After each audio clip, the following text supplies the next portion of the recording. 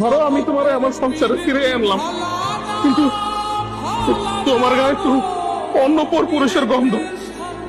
আমি আমি যখনই তোমার দেখবো আমার মনে পড়ে যাব তুমি আমার ধোকা দিয়া অন্য পুরুষের সাথে শুয়েছিল, আর ওই পুরুষ তোমার স্পর্শ করছিল।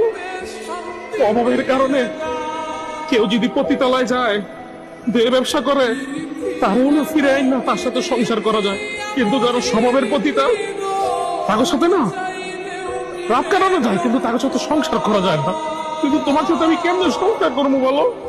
ধরো আমি অফিসে গেলাম, তুমি তুমি বাসায় আসছো, তারপরে তো আমার একটা সন্দেহ হইব যে আমার বউ মনে অন্য কারোর সাথে শুয়ে রয়েছে আমার বিছানায়, আমার কাছে।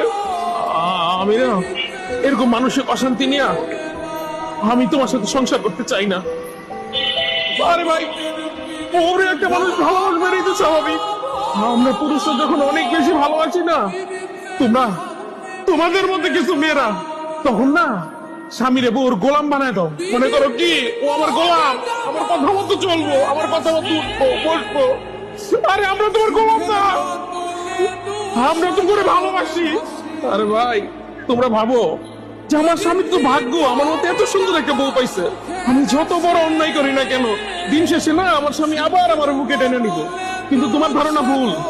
পুরুষের ভালোবাসা যতটা সুন্দর, জিনা না তার চেয়ে অনেক বেশি।